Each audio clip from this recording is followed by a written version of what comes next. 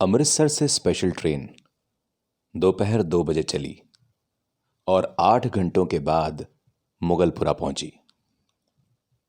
रास्ते में कई आदमी मारे गए, अनेक जख्मी हुए और कुछ इधर उधर भटक गए। सुबह 10 बजे कैंप की ठंडी जमीन पर जब सिराजुद्दीन ने आंखें खोली और अपने चारों तरफ मर्दों, औरतों और बच्चों का एक उमड़ता हुआ समुद्र देखा तो उसकी सोचने समझने की शक्तियां और भी बूढ़ी हो गईं। वो देर तक गदले आसमान को टकटकी बांधे देखता रहा। यूं तो कैंप में शोर मचा हुआ था, लेकिन बूढ़े सिराजुद्दीन के तो कान जैसे बंद थे। उसे कुछ सुनाई नहीं देता था। कोई उसे देखता तो यह ख्याल करता कि वो किसी गहरी नींद में गर्क है, मगर ऐसा नहीं था। उसके होशो हवास गायब थे। उसका सारा अस्तित्व शून्य में लटका हुआ था। गंदले आसमान की तरफ बगैर किसी इरादे के देखते देखते सिराजुद्दीन की निगाहें सूरज से टकराईं। तेज रोशनी उसके अस्तित्व की रग रग में उतर गई और वो जाग उठा। ऊपर तले उसके दिमाग में कई तस्वीरें दौड़ गईं।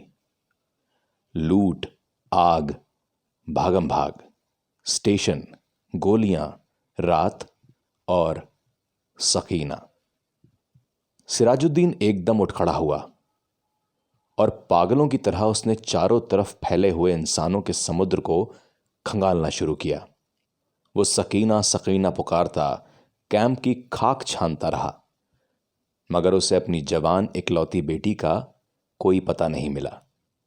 चारों तरफ एक धांधली सी मची थी। कोई अपना बच्चा ढूंढ रहा था, कोई मां, कोई बीवी, कोई बेटी। सिराजुद्दीन थक हार कर एक तरफ बैठ गया और मस्तिष्क पर जोर देकर सोचने लगा कि सकीना कब और कहां उससे अलग हुई थी। लेकिन सोचते सोचते उसका दिमाग सकीना की मां की लाश पर जम जाता, जिसकी सारी अंतड़ियां बाहर निकली हुई थी। उसके आगे और वो कुछ नहीं सोच सका। सकीना की मां मर चुकी थी।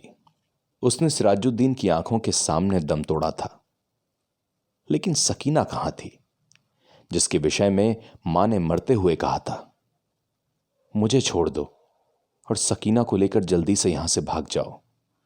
सकीना उसके साथ ही थी। दोनों नंगे पांव भाग रहे थे। सकीना का दुपट्टा गिर पड़ा था। उसे उठाने के लिए उसने रुकना चाहा था। सकीना ने चिल्लाकर कहा था, अब्बा जी छोड़िए, लेकिन उसने दुपट्टा उठा लिया था। यह सोचते सोचते उसने अपनी कोट की उभरी हुई जेब की तरफ देखा और उसमें हाथ डालकर एक कपड़ा निकाला। सकीना का वही दुपट्टा था, लेकिन सकीना कहां थी? सिराजुद्दीन ने अपने थके हुए दिमाग पर बहुत जोर दिया, मगर वो किसी नतीजे पर नहीं पहुंच सका। क्या वो सकीना को अपने साथ स्टेशन तक ले आया था, या वो उसके साथ ही गाड़ी में सवार थी? रास्ते में जब गाड़ी रोकी गई थी और बलवाई अंदर घुस आए थे, तो क्या वो बेहोश हो गया था? और क्या वो सकीना को उठा ले गए? सिराजुद्दीन के दिमाग में सवाल ही सवाल थे, लेकिन जवाब कोई भी नहीं था। उसको हमदर्दी की जरूरत थी, लेकिन चारों तरफ जितने भी इंसान फंसे हुए थे, सभी को हमदर्दी की जरूरत थी। सिराजुद्दीन ने रोना चाहा, मगर आंखों ने उसकी मदद नहीं की। आंसू जाने कहां गायब हो गए थे। 6 रोज बाद जब होश हवास दुरुस्त हुए तो सिराजुद्दीन उन लोगों से मिला जो उसकी मदद करने को तैयार थे।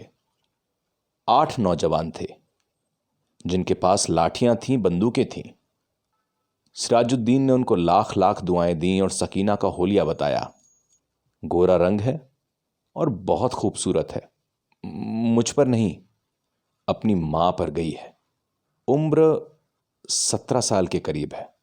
आंखें बड़ी बड़ी, बाल काले, दाहिने गाल पर एक तिल है। मेरी इकलौती लड़की है। अगर ढूंढ के लाओगे तो खुदा तुम्हारा भला करेगा। रजाकार नौजवानों ने बड़े जज्बे के साथ बूढ़े सिराजुद्दीन को यकीन दिलाया कि अगर उसकी बेटी जिंदा हुई तो चंद ही दिनों में उसके पास होगी।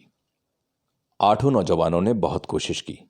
जान हथेली पर रखकर वो अमृतसर गए। कई मर्दों और कई बच्चों को निकाल निकाल कर उन्होंने सुरक्षित स्थानों पर पहुंचाया। 10 रोज गुजर गए मगर उन्हें सकीना नहीं मिली। एक रोज इसी सेवा के लिए लारी पर अमृतसर जा रहे थे कि छैररा के पास सड़क पर उन्हें एक लड़की दिखाई दी। लारी की आवाज सुनकर वो बिदकी और भागना शुरू कर दिया। रजाकारों ने मोटर रोकी और सबके सब उसके पीछे भागे। एक खेत में जाकर उन्होंने लड़की को पकड़ लिया। देखा, बहुत खूबसूरत थी। दाहिने गाल पर तिल भी था। एक लड़के ने उससे कहा, घबराओ नहीं, तुम्हारा नाम सकीना है। लड़की का रंग और भी जर्द हो गया। उसने कोई जवाब नहीं दिया, लेकिन जब तमाम लड़कों ने उसे दिलासा दी तो उसकी दहशत दूर हुई और उसने मान लिया कि वह सिराजुद्दीन की बेटी सकीना है। 8 रजाकारों ने हर तरह से सकीना की दिलजोई की। उसे खाना खिलाया, दूध पिलाया और लॉरी में बैठा दिया। एक ने अपना कोट उतार कर उसे दे दिया, क्योंकि दुपट्टा ना होने के कारण वो बहुत उलझन महसूस कर रही थी और बार बार बाहों से अपने तन को ढकने की कोशिश कर रही थी। कई दिन गुजर गए। सिराजुद्दीन को सकीना की कोई खबर नहीं मिली। वो दिन भर कई कैंपों और दफ्तरों के चक्कर काटता रहा, लेकिन कहीं भी उसे उसकी बेटी का पता नहीं चला। रात को बहुत देर तक वो उन रजाकार नौजवानों की कामयाबी के लिए दुआएं मांगता रहा, जिन्होंने उसे यकीन दिलाया था कि अगर सकीना जिंदा हुई तो चंद दिनों में उसे ढूंढ निकालेंगे। एक रोज सिराजुद्दीन ने कैंप में उन नौजवान रजाकारों को देखा। लॉरी में बैठे थे। सिराजुद्दीन भागा भागा उनके पास गया। लॉरी चलने ही वाली थी। उसने पूछा, बेटा, मेरी सकीना का पता चला? सबने एक जवाब होकर कहा, चल जाएगा, चल जाएगा, और लॉरी चल दी। सिराजुद्दीन ने एक बार फिर उन नौजवानों की कामयाबी की दुआ मांगी और उसका जी किसी तरह हल्का हो गया। शाम को करीब के कैंप में जहां सिराजुद्दीन बैठा था, उसके पास ही कुछ गड़बड़ हुई। 4 आदमी कुछ उठाकर ला रहे थे। उसने मालूम किया तो पता चला कि एक लड़की रेलवे लाइन के पास बेहोश पड़ी थी। लोग उसे उठाकर लाए हैं। सिराजुद्दीन उनके पीछे हो लिया। लोगों ने लड़की को अस्पताल वालों के सुपुर्द किया और चले गए। कुछ देर वो ऐसे ही अस्पताल के बाहर गड़े हुए लकड़ी के खंबे के साथ लगकर खड़ा रहा, फिर आहिस्ता आहिस्ता अंदर चला गया। कमरे में कोई नहीं था। एक स्ट्रेचर था जिस पर एक लाश पड़ी थी। सिराजुद्दीन छोटे छोटे कदम उठाता उसकी तरफ बढ़ा। कमरे में अचानक रोशनी हुई। सिराजुद्दीन ने लाश के जर्द चेहरे पर चमकता हुआ तिल देखा और चिल्लाया, सकीना! डॉक्टर, जिसने कमरे में रोशनी की थी, उसने सिराजुद्दीन से पूछा, क्या है? सिराजुद्दीन के हलक से सिर्फ इतना निकला, जी मैं इसका बाप हूं। डॉक्टर ने स्ट्रेचर पर पड़ी हुई लाश की नब्ज टटोली और सिराजुद्दीन से खिड़की की तरफ देखते हुए कहा, खोल दो। सकीना के मुर्दा जिस्म में हरकत हुई। बेजान हाथों से उसने अपना इजार बंद खोला और सलवार नीचे सरका दी। बूढ़ा सिराजुद्दीन खुशी से चिल्लाया, जिंदा है, मेरी बेटी जिंदा है।